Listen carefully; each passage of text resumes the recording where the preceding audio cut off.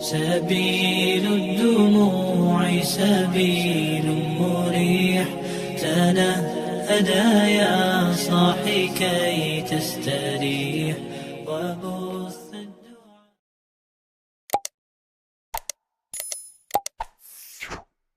بسم الله الرحمن الرحيم. السلام عليكم ورحمة الله وبركاته. الحمد لله الذي أحل البيع وحرم الربا، والصلاة والسلام على النبي المصطفى الذي لا ينطق عن الهوى إن هو إلا وحي يوحى، وعلى آله وأصحابه أهل الصدق والوفاء ومن تبعهم بإحسان إلى يوم الدين. أما بعد. Hadirin hadirat sidang jamaah salat maghrib dimuliakan Allah. Alhamdulillah kita baru saja dapat melaksanakan salat fardu maghrib kita di awal waktu secara berjamaah. Alhamdulillah setelah salat kita masih punya waktu kesempatan untuk kita duduk dalam halaqah ilmu syariah sembari kita menunggu waktu fardhu isya. Nanti juga kita tunaikan di awal waktu secara berjamaah. Mari kita niat i'tikaf di rumah Allah Subhanahu wa taala. Para jamaah yang mulia, kembali ke kajian kita tentang riba. Yang lalu kita sudah membahas bahwa riba hanya terjadi di dalam dua transaksi atau disebut akad. Yang sudah kita bahas adalah satu, yaitu di transaksi hutang pihutang, disebut dengan akad qarat. Riba yang terjadi dalam transaksi hutang pihutang dinamakan dengan riba ad-dain. Dan rumusnya sudah kita sampaikan, sangat mudah, bahwa dalam hutang pihutang tidak boleh waktu akad disyaratkan pengembaliannya lebih sedikit pun. Kalau disyaratkan lebih, yang lebih itulah namanya riba. Bukan itu saja, tidak boleh juga ketika jatuh tempo tidak mampu dibayar, lalu kemudian diperpanjang masa bayar dengan dikenakan denda. Artinya terjadi juga pengembalian hutang lebih dengan tambahan waktu bayar. Bukan itu saja. Ketiga, yang terakhir, tidak boleh waktu akad ada hal yang menguntungkan orang yang memberi hutang dari si yang berhutang, sekalipun pengembaliannya tidak lebih, bahkan udah jatuh tempo ditambah waktu tidak lebih juga, tetapi ada yang disyaratkan waktu akad mendatangkan dalam syarat itu keuntungan, manfaat bagi orang yang memberi hutang dari orang yang berhutang. Maka disebutkan kemarin, boleh kalau kita kalau kita khawatir orang yang berhutang nggak sanggup bayar, maka kita boleh minta jaminan. Baik itu adalah berupa barang yang nanti kalau nggak mampu bayar kita jual untuk nutup hutang kita, yang lebih nanti kita kasih balik ke dia. Maka dalam hal barang yang jadi jaminan ini, itu tidak boleh dimanfaatkan oleh orang yang memberi hutang. Karena kaidahnya kullu qardin jarra manfaatan fahuwa riba. Setiap akad utang piutang, dalam akad itu disyaratkan jarra manfaah, mendatangkan manfaat bagi yang memberi hutang dari yang berhutang adalah riba. Dibenarkan menggunakan barang jaminan itu kalau dalam memeliharanya butuh biaya. Dibenarkan kalau kita pakai, tapi setelah itu kita bayar jasa, kita pakai barang itu. Ya. Nah itu sudah, sehingga kita sudah baca juga beberapa contoh dalam praktek. Ya, misalnya kenapa ulama ya memvonis bahwa bank konvensional adalah bank ribawi. Karena dia kumpulkan uang daripada nasabah, kemudian dihutangkan ke pihak lain, diharuskan baliknya lebih. Ya, sehingga juga udah kita baca ya apa hukum menabung di bank konvensional, bahkan apa hukum menerima hadiah dari bank konvensional. Nah, sekarang kita pindah ke akad yang kedua terjadi riba. Cuma di dua akad saja. Yang kedua adalah riba terjadi di akad jual beli. Akad jual beli. Riba yang terjadi pada akad jual beli disebut dengan riba al-bai'. Karena al-bai' bahasa Arab jual beli. Riba bai', ya. Apa rumusnya di dalam akad jual beli supaya terhindar dari riba? Itu adalah hadis Nabi dari Ubadah ibnu Samit radhiyallahu anhu. Nabi bersabda, hadis ini sahih Muslim, nomor hadisnya 1587. Bunyinya adalah Nabi bersabda, qala Rasulullah sallallahu alaihi wasallam, "Az-zahabu bil-zahabi wal fiddatu bil-fiddati wal burru bil-burri wasy-sya'iru bis-sya'iri wat tamaru bit-tamari wal milhu bil-milhi mislan bimithlin yadan biyadin mislan bimislin sawaan bisawain yadan biyadin fa idza ikhtalafat hadhihi al-asnafu fabi'u kaifa syi'tum idza kana yadan biyadin." Nah, inilah rumusnya. Kata Nabi tadi, al-zahab bil-zahab. Kalau emas dijual dengan emas, dibarter emas dengan emas. Yang kedua, al-fiddah bil-fiddah, perak dengan perak dijual. Perak ditukar dengan perak, dijual, dibarter. Wal bur bil bur, gandum jenis bur dengan sejenisnya juga bur. Wasyair bisyair, ini jenis gandum juga, namanya syair dengan syair. Wat tamar bit tamar, korma dengan korma. Wal milhu bil milhi, garam dengan garam. Mislan bi mislin, sawaan bi sawain, harus sama persis takarannya. Kalau emas dibarter dengan emas, harus sama persis takarannya. Terserah satu emas Tangsi, satu emas Dubai, satu emas Nagan, satu emas Afrika. Pokoknya emas.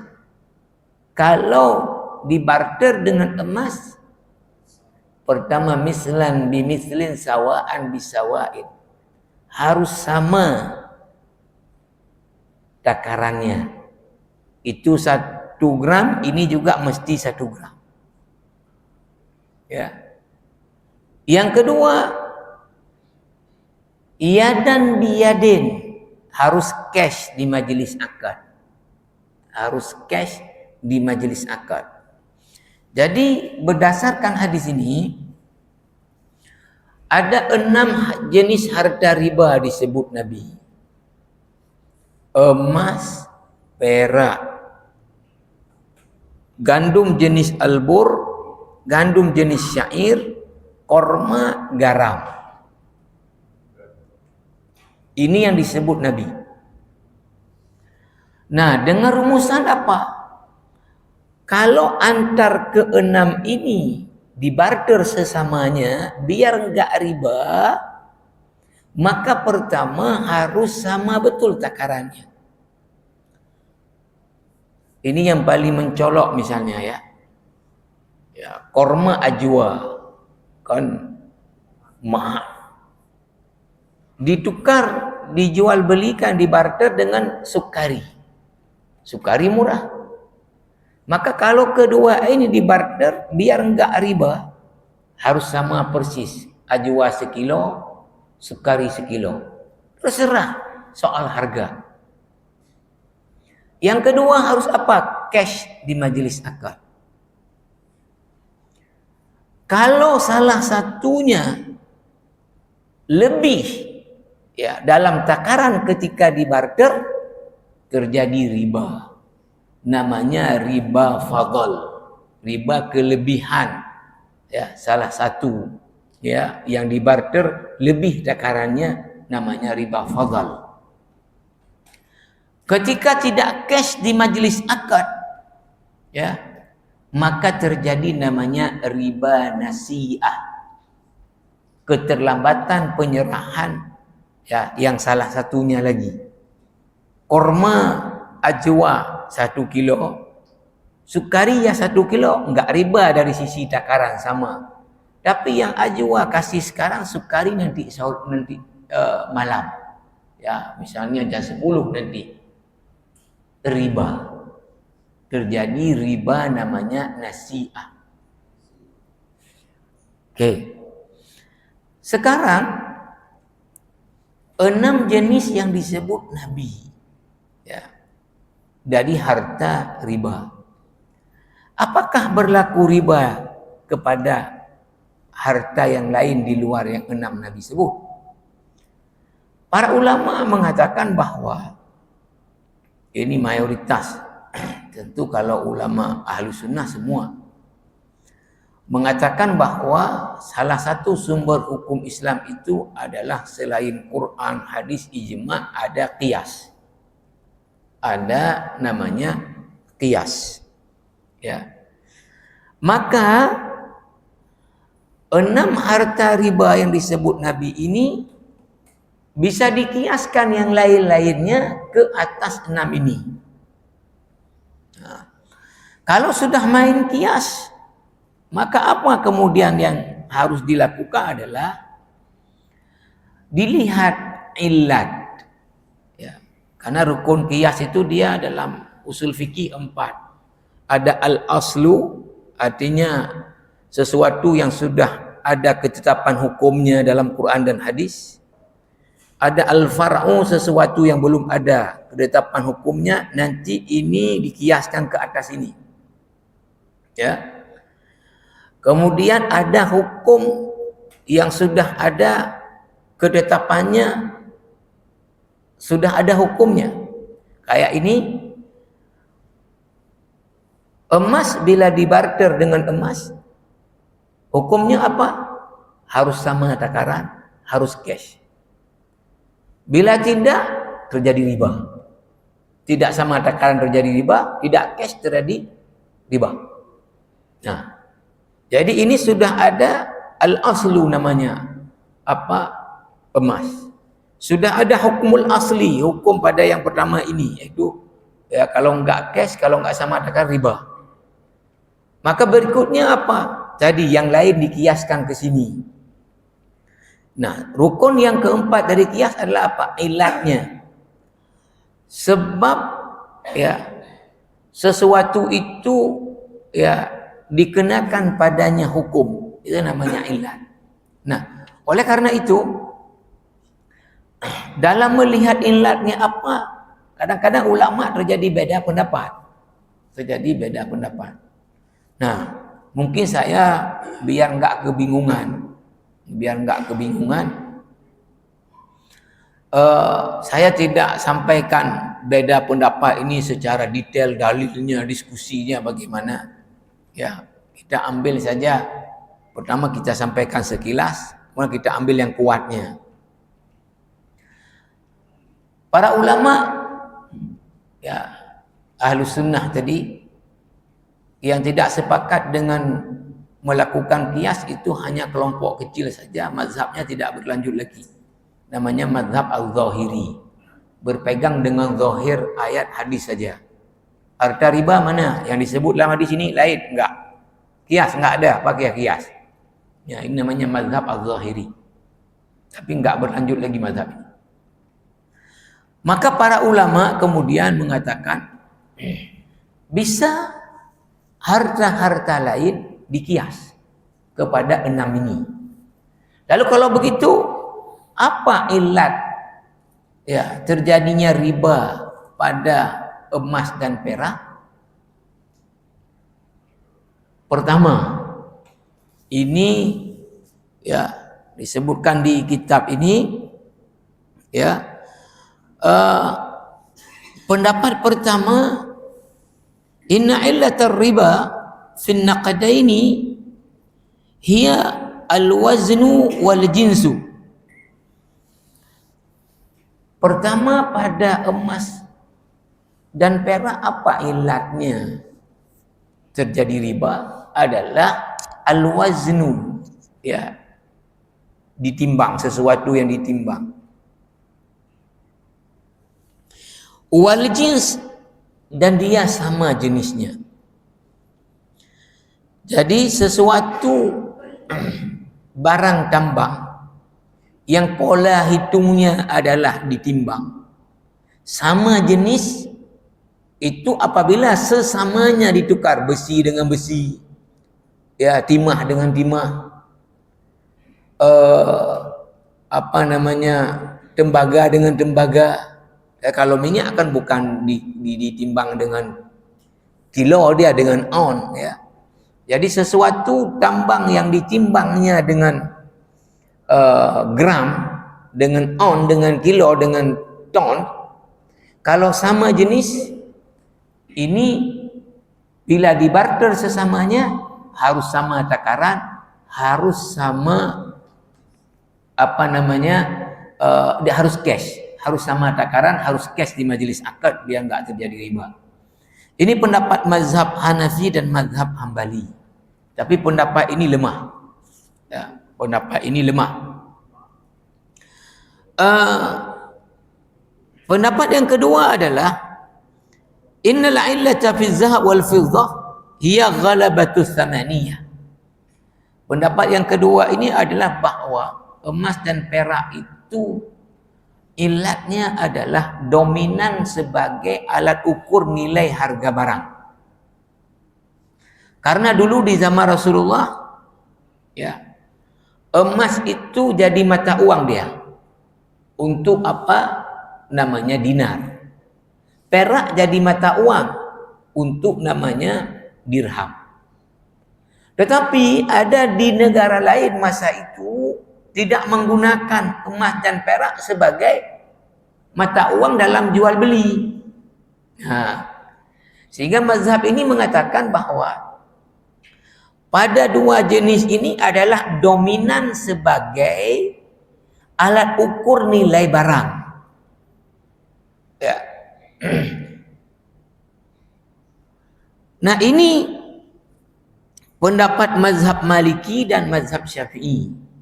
Kalau ini jadi ilatnya, maka riba itu hanya terjadi pada emas perak saja. Tambang lain apapun tidak. Mata uang sekarang ini enggak juga. Pendapat pertama tadi juga mata uang enggak, karena dia bukan tambang dan ini. Nah, pendapat yang ketiga ini yang menjadi pendapat yang dianggap kuat dan saya baca fatwa para ulama dalam seminar, dalam pertemuan-pertemuan ulama dunia.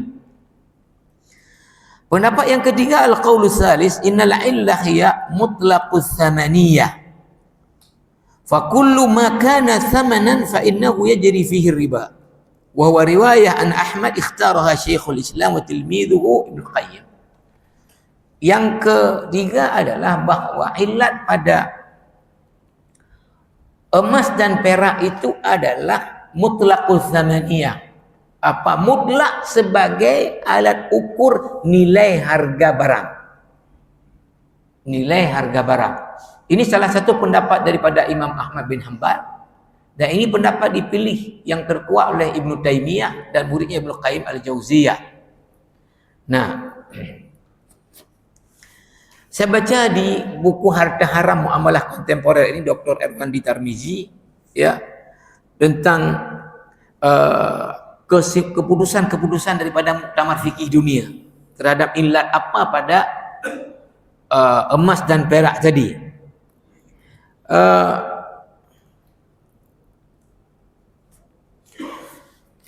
Pendapat ketiga yang belakang sama. Ilat untuk emas dan perak adalah mutlak samaniyah, mutlak sebagai alat tukar atau alat pengukur nilai harga. Pendapat ini didukung oleh Asy-Syairazi, ulama mazhab Syafi'i, wafat tahun 476 Hijriah, dan sebagian ulama mazhab Maliki. Asy-Syairazi berkata, emas dan perak ilat ribanya adalah qiyamul asy'ar, pengukur nilai harga.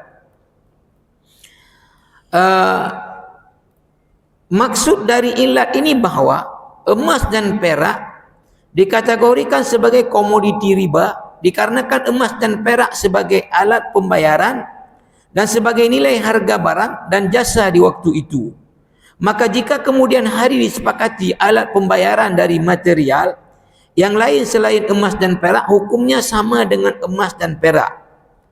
Pendapat ini diperkuat oleh beberapa pendapat ulama yang lain, di antaranya diriwayatkan oleh Umar bin Khattab radhiyallahu anhu berkata, aku berkeinginan untuk membuat uang daripada kulit unta.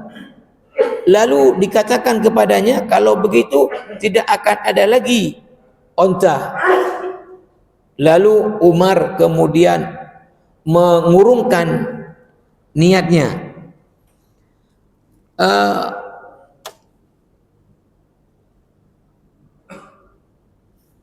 Dari pendapat yang mengatakan ilat emas dan perak adalah mutlak samaniyah merupakan pendapat yang terkuat dan didukung oleh seluruh lembaga fatwa internasional. Ya. Konsekuensinya, pendapat ini bahawa emas dan perak yang merupakan mata uang utama di zaman Nabi SAW dapat disamakan dengan mata uang sekarang, sebagaimana hasil keputusan para ulama sedunia yang tergabung dalam Rabitah Alam Islami Muslim World League pada muktamar ke-5 di Mekah pada tahun 1982 yang berbunyi, berdasarkan penelitian yang diajukan kepada majlis Lembaga Fikih Islam tentang uang kartal, real money, ya, uang yang kita pakai, ya, rupiah, ya, serta hukumnya menurut syariat, setelah ditelaah, dikaji dan didiskusikan oleh para anggota majlis, maka diputuskan sebagai berikut. Pertama, berdasarkan bahawa asal uang adalah emas dan perak dan berdasarkan ilat berlakunya riba pada emas dan perak adalah mutlak samaniyah, nilai tukar mutlak, menurut pendapat ulama yang terkuat, dan berdasarkan pendapat ulama bahawa mutlak samaniyah tidak terbatas pada emas dan perak saja, sekalipun statusnya adalah logam mulia yang menjadi patokan. Dan berdasarkan bahawa uang kartal pada masa sekarang dianggap sebagai alat tukar, menggantikan emas dan perak, dan sebagai alat ukur harga.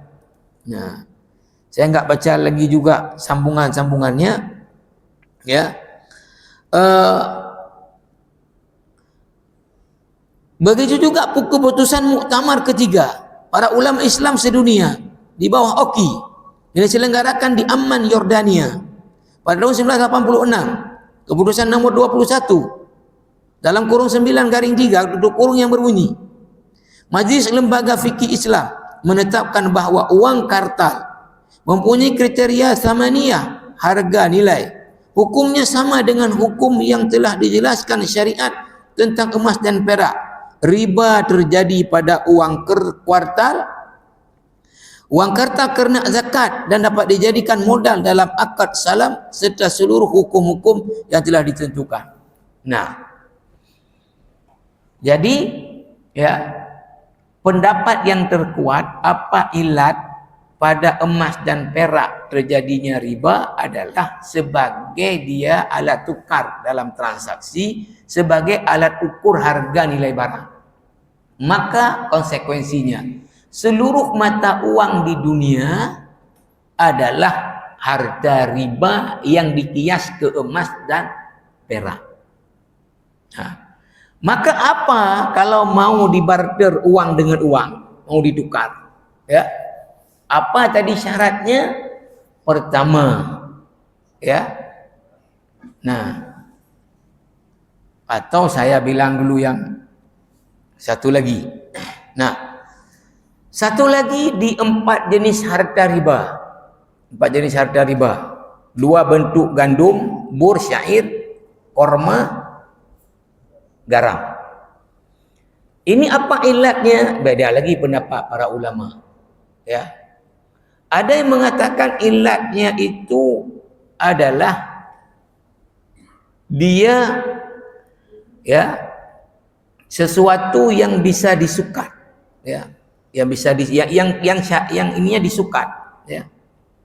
Artinya bukan ditimbang dengan on gram, tapi dia dipakai sukat. Yang kedua adalah pendapatnya sebagai makanan. Ini pendapat mazhab Syafi'i. Jadi seluruh makanan adalah harta riba. Baik itu makanan pokok, makanan tidak pokok, buah-buahan, makanan dikonsumsi sebagai obat adalah harta riba. Tapi yang dianggap terkuat pendapatnya adalah yang harta riba hanya yang menjadi makanan pokok dan tahan lama disimpan. Okey. Berarti sekarang, ya, kalau kita pegang pendapat yang kuat, selain emas dan perak, apalagi harta riba adalah mata uang di dunia. Dikiaskan ke emas dan perak. Okey. Besi harta riba enggak. Tembaga enggak. Ya. Apalagi batu bara enggak. Hanya emas dan perak kemudian dikiaskan padanya adalah mata uang. Okey. Apalagi yang harta riba selain bur, syair, korma, garam. Apa? Makanan pokok yang disimpan tahan lama. Nah, udah. Sekarang apa rumusnya? Kembali ke hadis Nabi tadi. Maka para ulama mengatakan rumusnya. Satu, kalau harta riba sama ilatnya, sudah sekarang kita dapati ilatnya jadi 2. Sebagai pengukur nilai harga barang, sebagai makanan pokok tahan lama. Ya. Pengukur nilai harga barang adalah ilat emas dan perak. Makanan pokok dan tahan lama tadi pada jenis 4 makanan tadi. Okey. Rumusnya hadis Nabi tadi. Lalu diperjelas oleh para ulama. Kalau harta riba sesama ilatnya sama, jenisnya sama. Contoh, emas dengan emas, perak dengan perak, ilatnya sama. sebagai pengukur daripada nilai harga barang. Jenisnya sama. Maka biar enggak riba, dua dia syaratnya. Pertama harus sama persis takarannya. Yang kedua, harus cash di majelis akad. Kalau ada salah satunya tidak sama takaran, terjadi riba fadhal. Kalau tidak cash salah satunya di majelis akad, terjadi riba nasi'ah. Sekarang, ya misal, satu orang punya uang rupiah 100.000 satu lembar. Dia pengen uang pecahan untuk ampau anak air raya 10.000. Dia ingin uang 10.000 mau kasih ampau anak-anak akhir raya. Ini kan menukar 100.000 dengan 100.000.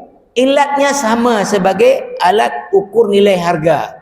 Jenisnya sama-sama rupiah.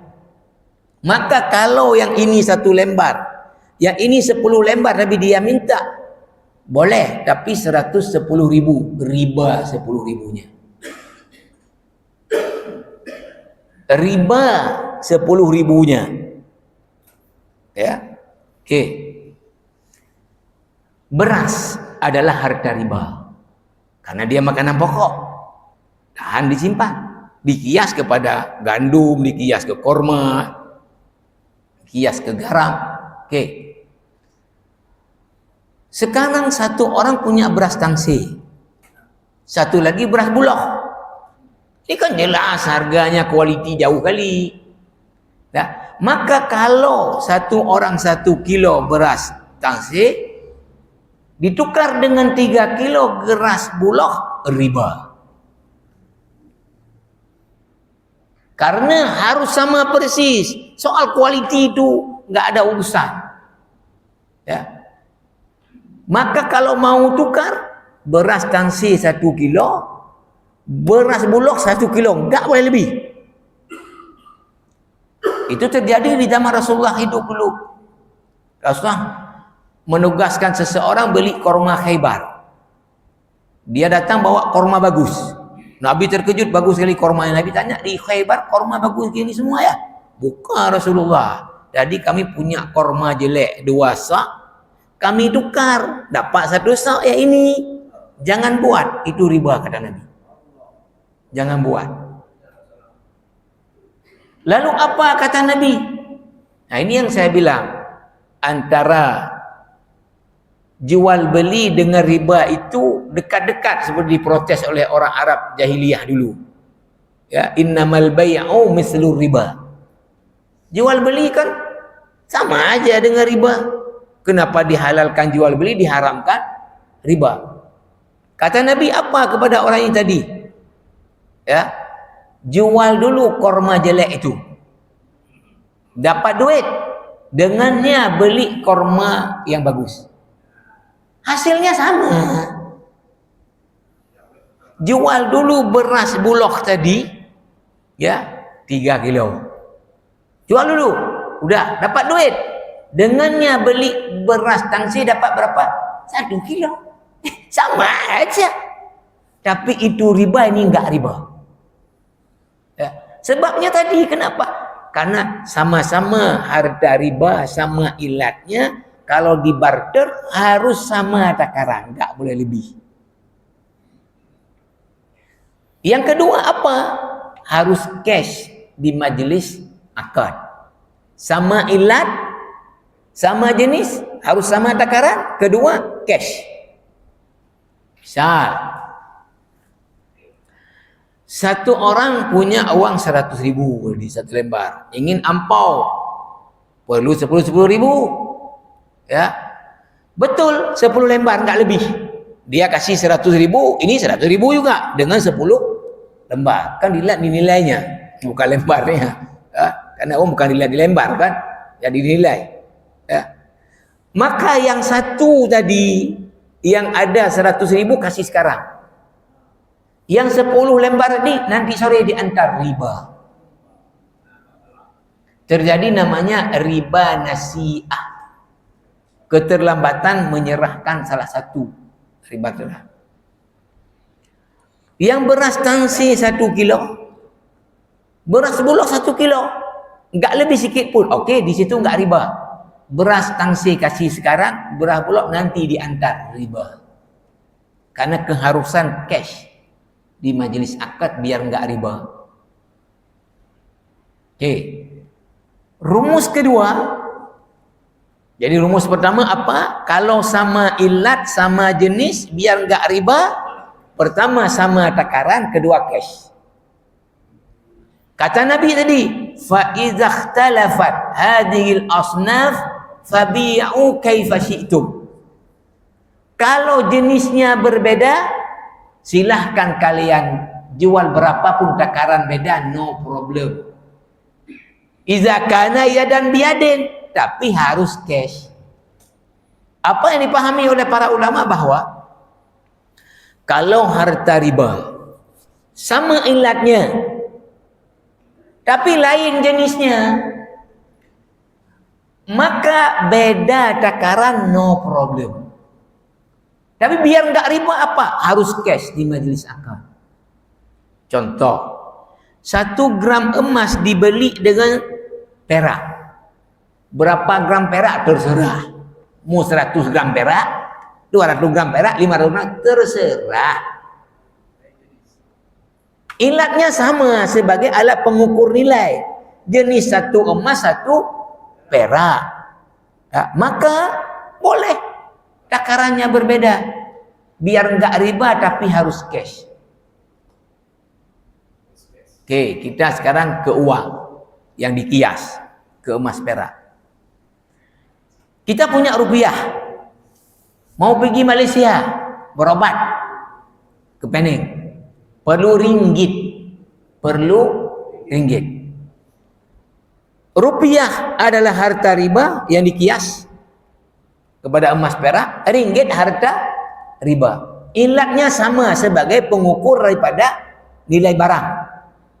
Tapi jenisnya enggak sama, 1 rupiah, 1 ringgit. Maka beda takaran, no problem. 1 ringgit berapa rupiah? 3.500. Ringgit cuma 1. Ketika rupiahnya 3.500. Buat tani udang. Kita udah 1.000. 1 dolar Amerika berapa rupiah? 15.500 misalnya. No problem. Kasih 1 juta rupiah, dikasih ringgit misalnya 300 ringgit. Ya. Beda takaran, no problem. Tapi biar enggak riba apa ketentuannya? Harus cash. Kalau sama ilatnya, lain jenis, enggak apa-apa beda takaran. Tapi biar enggak riba apa kata Nabi? Yadan biyadin, harus cash. Maka apa? Money changer itu di dalam Islam dia disebut dengan as-sarf. Ya, menjual uang dengan uang. Ya, takaran tidak mengapa, tetapi harus cash. Maka kalau tidak cash, misal saya mau pergi umrah, ada orang baru pulang umrah, ya dalam Banua, nah lebih real.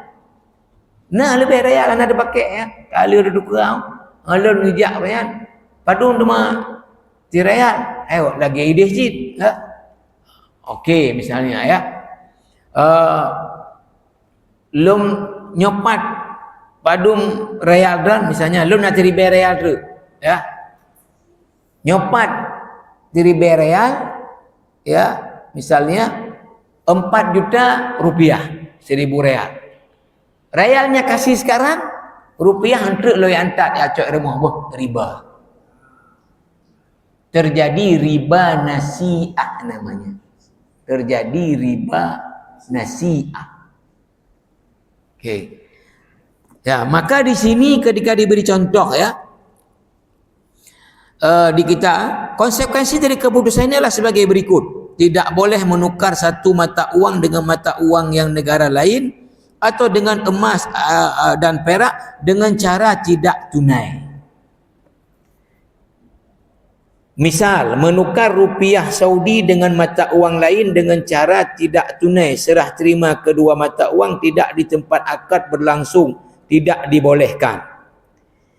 Tidak boleh menukar uang menjadi pecahan dalam satu mata uang dengan nominal yang berbeda, sekalipun dilakukan tunai.